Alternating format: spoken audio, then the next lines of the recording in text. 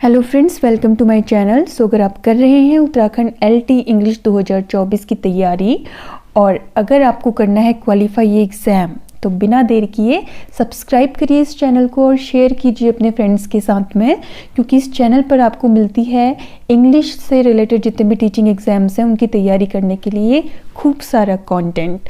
So friends, इसी के साथ मैं आपके साथ शेयर कर रही हूँ अपनी mail ID. Already about section में आप जाएंगे तो आपको मिल जाएगी, और टेलीग्राम लिंक कुछ लोगों को नहीं मिलता है, इसलिए मैं फिर से यहाँ पर एक बार शेयर कर दे रही हूँ, क्योंकि यहाँ पर आप मेल कर सकते हैं मुझे, अपनी प्रॉब्लम्स अपने मेल के थ्रू भेज सकते हैं, और टेलीग्राम लिंक पे आपको इन क्लासेस का लिंक मिल जाएगा, और भी कई इंपॉर्टेंट PDFs और नोट्स जो हैं वो आपको टेलीग्राम चैनल पे मिल जाएंगे। तो फ्रेंड्स, यहाँ पर वीडियो शुरू करने से पहले एक ज़रूरी इन्फॉर्मेशन है उन स्टूडेंट्स के लिए जिन्हें वीडियोस नहीं मिल पा रहे हैं। आप यहाँ चैनल पे जाएं और चैनल पे वीडियोस में जाएंगे तो आपको डायरेक्टली सभी वीडियोस जो मैं बनाती हूँ वो मिल जाएंगे। इसके सिवा आप टेलीग्राम ज्वाइन कर सकते हैं, और अगर आपको पूरा कोर्स चाहिए तो आप यहाँ पर प्लेलिस्ट में जाएँ। प्लेलिस्ट में मैंने सभी यूनिट्स के हिसाब से प्लेलिस्ट बनाई हैं, जिनमें कुछ कुछ वीडियोस ऐड कर दिए हैं और कुछ कुछ मैं लगातार ऐड कर रही हूँ। सो दोनों कोर्सेज यहाँ पर अवेलेबल हैं। डिटेल्ड कोर्स भी है आपका यूनिट वाइज, और MCQ कोर्स भी चल रहा है। सो जहाँ पर आपको दिखेगा UKLT English MCQ course unit 3, तो यहाँ पर आपको यूनिट 3 के वीडियोज़ मिल जाएंगे, और जहाँ आपको दिख रहा है डिटेल्ड कोर्स तो वहाँ पर आपको डिटेल्ड वीडियोज़ मिलेंगे। फॉर एग्जाम्पल, जैसे मैं दिखाती हूँ, यहाँ पर आपको UKLT English detail course 2024 unit 4 लिखा हुआ है। इसमें 5 वीडियोस ऐड कर रखे हैं, तो इसे आप ओपन करेंगे तो इसमें आपको 5 वीडियोस मिल जाएंगे। Renaissance, metaphysical poets, new classical, romanticism और मॉडर्निज्म पे। सो इस तरीके से इसमें और वीडियोस ऐड मैं करते रहूँगी, तो आप लोग देख सकते हैं। और अगर आप MCQ कोर्स देखेंगे सेम यूनिट का, यहाँ पर इसी के नीचे है यूनिट 3 का MCQ कोर्स 2024, तो इससे आप क्लिक करेंगे तो यहाँ पर आपको MCQ कोर्स देखने को मिलेगा। तो जैसे आपको इसे क्लिक करके दिखा रही हूँ मैं, यहाँ आपको MCQ वाले वीडियो मिल जाएंगे, और ये मैं ऐड करते जा रही हूँ। तो आप लोग डायरेक्टली प्लेलिस्ट पे जाकर सर्च करके सभी यूनिट्स जितनी बन चुकी हैं अभी तक उन्हें देख सकते हैं, रिवाइज कर सकते हैं। बाकी मैं ऐड करते जा रही हूँ। सो फ्रेंड्स, इसी के साथ शुरू करते हैं आज का वीडियो। सो फ्रेंड्स, हमारा आज का टॉपिक है ड्रामेटिक आयरनी। ड्रामेटिक आयरनी का ही एक हिस्सा है। सो ड्रामेटिक आयरनी को समझने से पहले हमें समझना होगा कि हम आयरनी किसे कहते हैं। सो ये देखते हैं। Irony is a literary device where there is a contrast between what is expected to happen and what actually occurs. So irony एक literary device है जहाँ पर एक contrast देखने को मिलता है किसके बीच में, what is expected to happen and what actually occurs, यानी कि जो उम्मीद होती है किसी चीज़ के होने की और जो actually होता है उसके बीच के contrast या विरोधाभास को हम कहते हैं irony.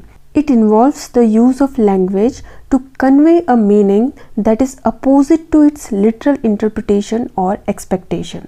So यहाँ पर language को ऐसे use किया जाता है कि उसकी literal meaning जो होती है वो expectation और interpretation से बिल्कुल ही उल्टी या opposite होती है।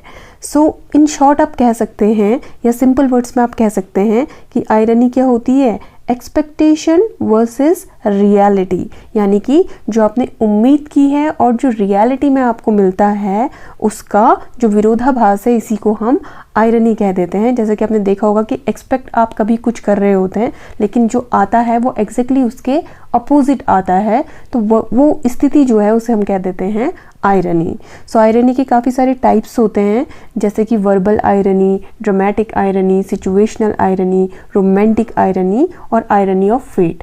यहाँ पर लेकिन इस वीडियो में हम बात करने वाले हैं ड्रामेटिक आयरनी की। तो आइए देखते हैं ड्रामेटिक आयरनी क्या होती है। So dramatic irony is a literary device that enriches narrative by creating a contrast between what character believes and what audience knows. So dramatic irony जो कि ड्रामा से रिलेटेड है, सो एक ऐसी लिटरेरी डिवाइस है जो कि ड्रामा को काफ़ी एनरिच करती है, ड्रामेटिक नैरेटिव को बहुत डेकोरेट करती है। सो इसमें भी क्या होता है, it creates a contrast between what character believes and what audience knows.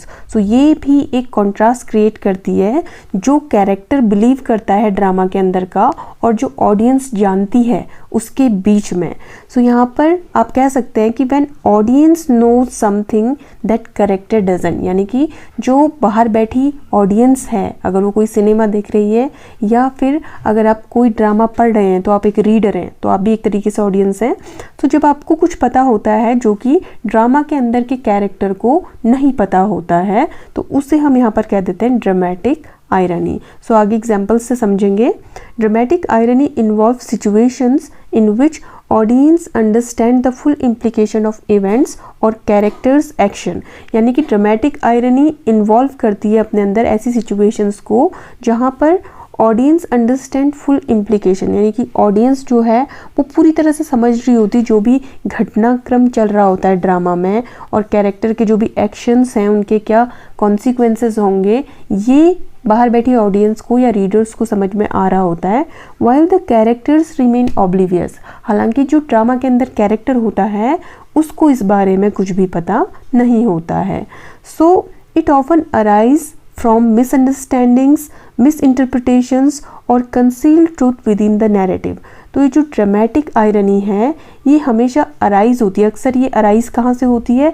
जो कि मिसअंडरस्टैंडिंग्स होती हैं कैरेक्टर्स के बीच में, या जो मिस इंटरप्रिटेशंस हो जाते हैं, या फिर कोई जो ट्रूथ्स हैं वो हिडन होते हैं, कंसील्ड होते हैं, उनसे अक्सर ड्रामेटिक आयरनी अराइज करती है। ओरिजिन कहाँ से हुआ ड्रामेटिक आयरनी का?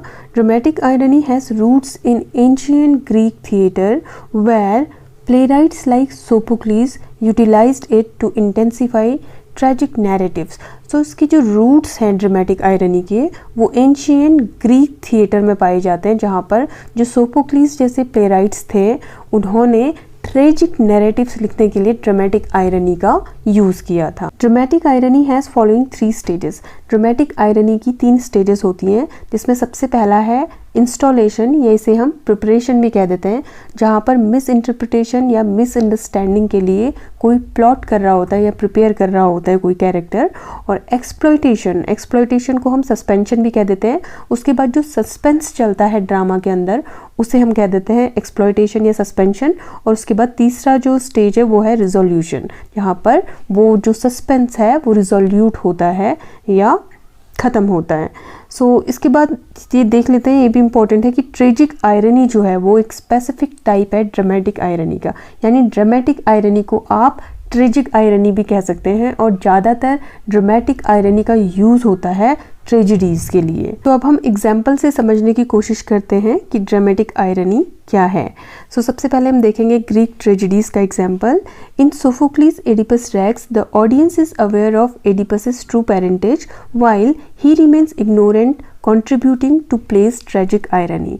सो अगर हम ग्रीक ट्रेजिडीज़ की बात करें तो सोफोक्लिस का जो एडिपस रेक्स है उसमें ऑडियंस को तो पता होता है कि एडिपस की ट्रू पेरेंटेज यानी कि उसके सच्चे पेरेंट्स यानी कि उसके जो एक्चुअल पेरेंट्स हैं वो कौन है, वाइल ही रिमेन्स इग्नोरेंट। लेकिन अगर आप प्ले में देखेंगे कि एडिपस को नहीं पता होता है कि उसके पेरेंट्स कौन है, जिससे कि प्ले में एक बहुत बड़ी ट्रेजिक आयरनी होती है। इसके बाद हम शेक्सपियरियन ट्रेजेडीज़ में देखते हैं ड्रामेटिक आयरनी के examples. In Hamlet the audience knows of Claudius's guilt in King Hamlet's murder while Hamlet remains unaware, driving the play's revenge plot। So audience को पता होता है हैमलेट वाले प्ले में कि क्लॉडियस जो है वो गिल्टी है किंग हैमलेट के मर्डर का, लेकिन हैमलेट जो है वो अनअवेयर रहता है, एक डाउट की स्थिति में रहता है, जिससे जो प्ले का प्लॉट है वो एक रिवेंज प्लॉट की तरह उभर कर सामने आता है। In Othello, Othello believes that Desdemona deceived him but the audience know she didn't. So Othello play में भी ओथेलो को ऐसा लगता है कि डेस्टिमोना उसे डिसीव कर रही है, धोखा दे रही है, पूरे प्ले के दौरान उसे यही लगता है, बट ऑडियंस को पता होता है शी डिडंट। ऑडियंस जानती है या रीडर्स को पता होता है कि डेस्टिमोना उसे डिसीव नहीं कर रही है। और इसी से इस प्ले का एक ट्रेजिक एंड भी होता है, Othello kills Desdemona। In Romeo and Juliet, the audience knows that Juliet is not truly dead when Romeo believes she is, leading to tragic consequences। Romeo और जूलियट में भी ऐसी ड्रामेटिक आयरनी होती है। Romeo को लगता है कि जूलियट मर चुकी है, हालांकि ऑडियंस को पता होता है कि जूलियट ने एक्चुअल में पॉइजन नहीं खाया है, उसने कुछ बेहोश होने वाला सब्सटेंस लिया है, लेकिन रोमियो को लगता है कि जूलियट मर चुकी है एंड रोमियो kills himself। सो इस तरीके से ट्रेजिक एंड होता है इस स्टोरी का भी। सो यही ड्रामेटिक आयरनी है। आई होप एग्जाम्पल से आपको क्लियर हुआ होगा। सो अब हम देखते हैं ड्रामेटिक आयरनी का सिग्निफिकेंस एंड इम्पैक्ट। सो इसमें सबसे पहले क्या सिग्निफिकेंस है? It engages the audience by allowing them to feel intellectually superior to the characters. So audience को इंगेज करके रखती है, क्योंकि ऑडियंस को ऐसा लगता है कि वो जो कैरेक्टर्स हैं उनसे सुपीरियर हैं, क्योंकि वो आगे का प्लॉट जो है वो जानते हैं। Heightens emotional impact by revealing hidden truth और इम्पेंडिंग डेंजर्स। और ये क्या करती है? एक इमोशनल इम्पैक्ट जो है उसे काफ़ी हाइट कर देती, बढ़ा देती है, क्योंकि ये जो हिडन ट्रूथ्स हैं वो ऑडियंस को या रीडर्स को बता देती है, या फिर जो इम्पेंडिंग डेंजर्स हैं, आगे जो प्ले में आने वाले डेंजर्स हैं, उनसे अवेयर कर देती है ऑडियंस को। Enhances theme exploration such as fate, morality and human fallibility. So ये इन्हेंस करती है, बढ़ाती है थीम्स के एक्सप्लोरेशन को, जैसे कि फेट है, मॉरलिटी है या ह्यूमन फॉलिबिलिटी है। इस तरह की थीम्स को ड्रामेटिक आयरनी इन्हेंस करती है। Creates suspense and tension, keeping readers और viewers invested in the story's outcome. So ये सस्पेंस क्रिएट करके या टेंशन क्रिएट करके जो रीडर्स हैं या जो ऑडियंस हैं उनको इन्वेस्टेड रखती है स्टोरी में, यानी कि उनको जोड़े रखती है स्टोरी के साथ या जो प्लॉट लाइन है उसके साथ। सो फ्रेंड्स, आई होप आपको ड्रामेटिक आयरनी जो लिटरेरी डिवाइस है समझ में आ गई होगी। आप नोट्स ले सकते हैं वीडियो से। आज की वीडियो में इतना ही, मिलते हैं नेक्स्ट वीडियो में। Till then stay tuned and thanks for watching this video.